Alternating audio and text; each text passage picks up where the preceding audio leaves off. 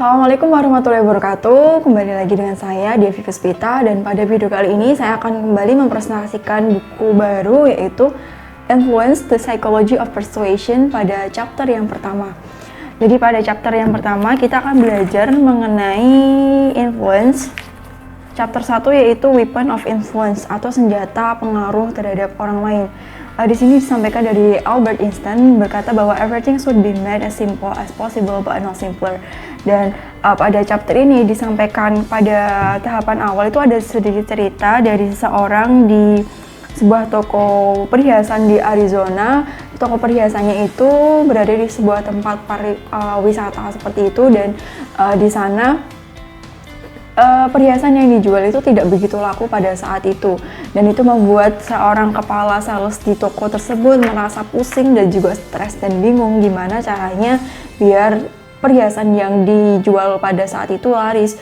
Kemudian sebelum dia akhirnya memutuskan untuk melakukan sebuah perjalanan atau trip ke suatu tempat, dia berkata kepada bawahannya untuk menurunkan separuh harga perhiasan tersebut agar laku. Mereka tidak masalah jika itu rugi, dan ketika yang penting intinya perhiasan itu terjual semuanya, setidaknya terjual lah daripada tidak sama sekali. Dan selanjutnya ketika dia menyampaikan pesan kepada bawahannya, jual ini dengan harga separuh, tapi ternyata bawahannya malah salah paham. Meskipun dia bilang untuk menurunkan harga separuh, tapi bawahannya itu membaca malah dinaikkan 2 kali lipat. Dan apa yang terjadi, dan ini mengejutkan sekali, bukannya tidak laku tapi malah justru perhiasannya habis seketika pada saat di toko tersebut. Mengapa hal tersebut terjadi? Mari kita ulas dari bab pertama tentang pengaruh ini. Ada sedikit cerita mengenai kalkun dalam hal ini.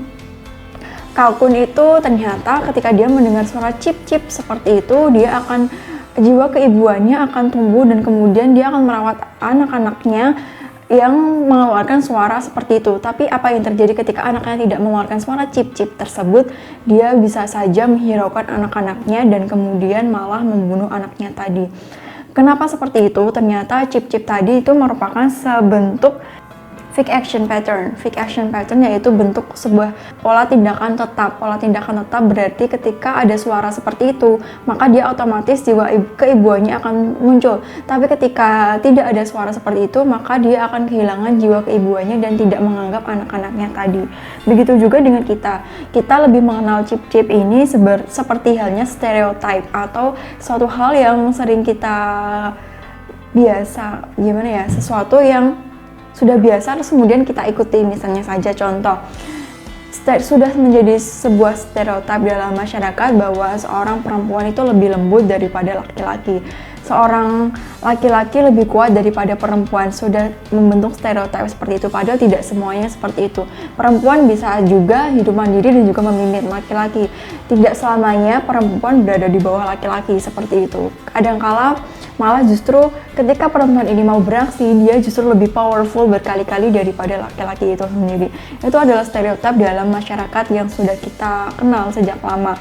Kemudian stereotip yang lain adalah biasanya perempuan itu dinilai lemah lembut, tutur katanya yang halus, kemudian sikapnya yang tidak dominan dan lebih sering mengalah seperti itu. Padahal kan tidak semua orang atau tidak semua perempuan pada saat ini seperti itu. Apalagi di era modern seperti ini, semua sudah berkembang, feminisme semakin meningkat dan juga emansipasi wanita juga lebih mendominasi juga dalam era saat ini. Dan apa hubungannya antara fixed action pattern dan juga hal tersebut? Kita menemukan pola yang biasa digunakan oleh orang lain. Dengan cara mengetahui hal itu, kita bisa mempengaruhi orang lain dalam halnya. Misalnya contoh tadi, ketika kita ingin membuat jiwa keibuan dari kalkun-kalkun ini tumbuh, kita buat saja suara manual atau suara tiruan cip-cip tersebut agar jiwa keibuannya tumbuh dan dia tidak membunuh anaknya sendiri. Misalnya saja contoh seperti itu. Begitu juga dengan manusia. Mengapa tadi harga 2 kali ditingkatkan kok malah laku habis perhiasannya? Kenapa seperti itu? Karena di tempat wisata tentu orang-orang yang datang itu adalah orang-orang asing yang tidak mengenal perhiasan, kualitas, dan apapun yang ada di daerah tersebut. Dan ketika mereka melihat harga dinaikkan 2 kali lipat, maka pikirannya, oh harganya mahal. Sedangkan harga mahal mesti disangkutkan dengan kualitas bagus. Begitu juga dengan kita. Ketika kita melihat sebuah harga tinggi, maka kita menyangka, Maklumlah harganya mahal, kualitasnya pasti sebanding dengan harga yang ditaruh di situ. Dan itu membuat orang berbondong-bondong untuk membeli perhiasan tersebut dan apapun yang ditingkatkan harganya, karena mereka merasa bangga membeli barang bagus dan juga meningkatkan rasa percaya diri ketika mereka berhasil membeli barang tersebut. Makanya ketika harga perhiasan tersebut dinaikkan 2 kali lipat, bukannya tidak laku tapi malah habis dibandingkan dugaan sebelumnya. Jadi itu bisa kita gunakan juga kepada diri kita sendiri, karena pada masyarakat menilai bahwa sesuatu hal yang mahal itu pasti bagus, dan ini bisa kita terapkan terhadap diri kita juga.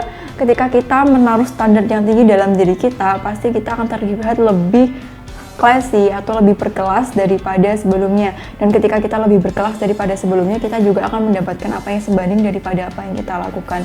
Maka dari itu bukan hanya bersangkutan kepada hal bisnis saja, tapi itu juga bisa diterapkan dalam hal sosial dalam kehidupan kita. Jadi itu adalah bagaimana cara kita mempengaruhi orang lain, yaitu dengan cara melihat dulu atau menganalisa stereotip apa yang muncul dalam orang-orang tersebut, karena beberapa golongan itu memiliki stereotip yang sama dan kita bisa manfaatkan itu untuk mempengaruhi orang lain. Dan satu lagi, ketika kita mempengaruhi orang lain, ketika kita meminta orang lain untuk melakukan sesuatu, usahakan untuk menimbulkan alasan. Misalnya saja contoh, ada sebuah antrian panjang, kemudian kita ingin mendesak antrian tersebut untuk mendapatkan yang pertama. Ketika kita bilang seperti ini, mohon maaf bolehkah saya menyela antrian sebentar karena saya sedang buru-buru, anak saya sedang menunggu di luar dan dia kelaparan. Pasti orang-orang yang ada di sana akan berbondong-bondong untuk menyisihkan tempat dan mendahulukan kita, karena alasan tadi kita buru-buru dan anak kita sudah menunggu kelaparan di luar. Beda halnya ketika kita bilang seperti ini saja, bolehkah aku menyela antrian? Seperti itu, pasti orang-orang akan beranggapan, ngapain sih kok tiba-tiba datang terus nyela antrian begitu saja. Nah, itu adalah bedanya ketika kita menaruh alasan tertentu kepada sebuah kalimat yang kita gunakan untuk meminta orang lain melakukan sesuatu, yaitu tempatkan alasan di dalamnya agar orang lain lebih terdorong dan mau melakukan hal tersebut, meskipun sebelumnya terpaksa, tapi dengan proses selanjutnya kita bisa membuat mereka melakukannya dengan sesuka hati mereka.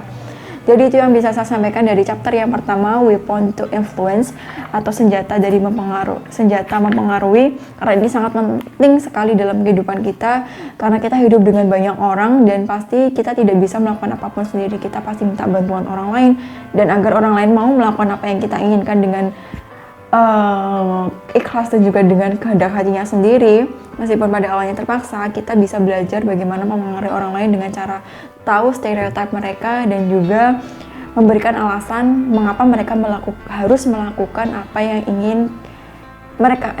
yang kita minta mereka untuk lakukan.